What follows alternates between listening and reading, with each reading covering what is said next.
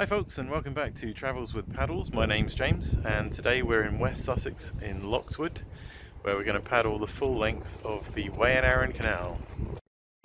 Here's a map of the route, and contrary to what I've just said in the intro, we didn't actually paddle the full length of the canal. I'll get into the reason why in a minute. We started our paddle at the Canal Visitors Centre at Loxwood.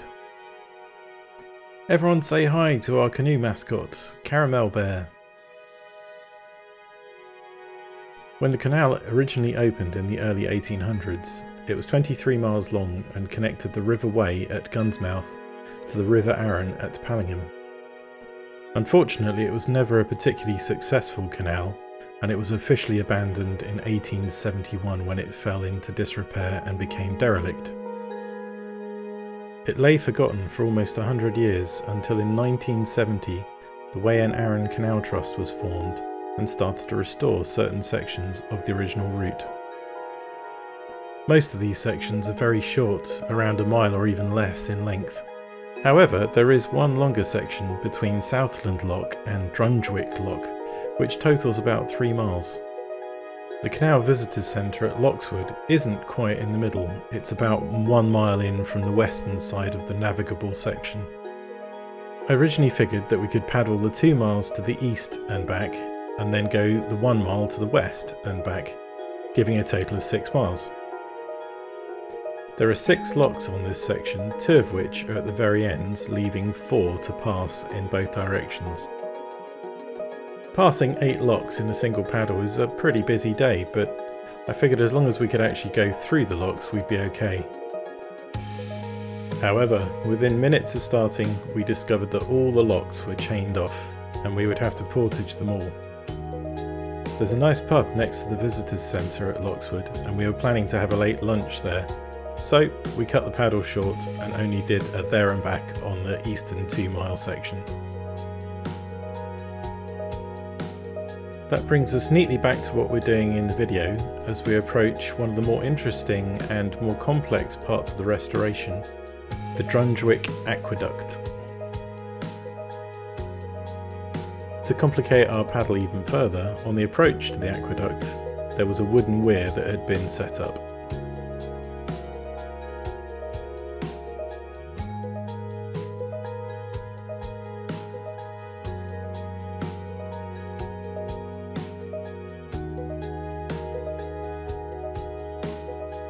The modern aqueduct is made of concrete and replaces what was a brick structure. It spans the river locks that passes below. Here I'm just checking that we can actually paddle beyond the aqueduct. Having established that yes we can, it was now worth dropping down the wooden weir to continue. Hannah's demonstrating a classic seesaw technique in the canoe. Starting with her weight in the rear of the boat, she gets the boat halfway over the drop and then walks forwards until the boat rocks over the drop and down the other side. I filmed several of us shooting the drop, which gives me an opportunity to introduce you to some of the A-team. This is Ken. Here's Tony.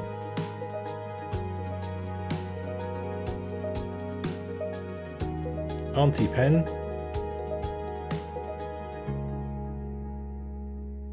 and next up is Jane.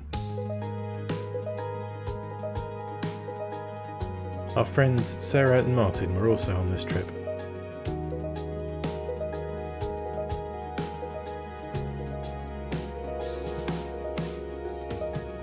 Here we go across the aqueduct.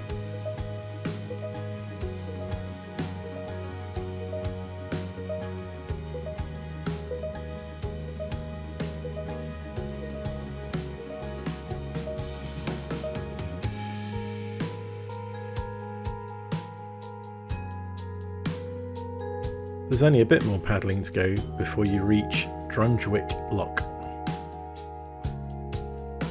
After the lock, there are only a few hundred metres more of the canal before it runs dry. Ken and I couldn't resist, we had to go and see what it looked like.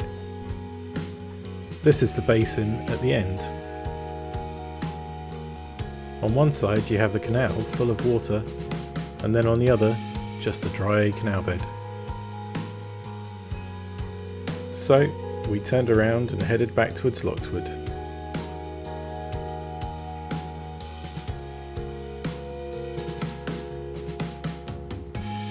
Here we're heading back over the aqueduct and taking advantage of having to portage over the weir to have a tea break.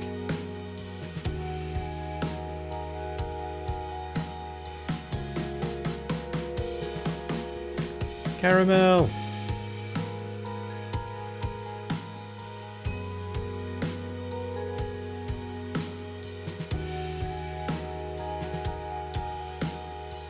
Considering it was February, we had fantastic weather. Nice seal launch, Jane.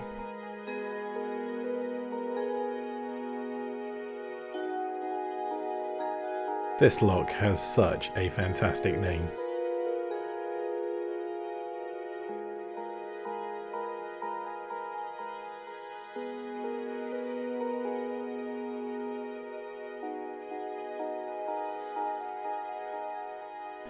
And that's it, we're back at Loxwood.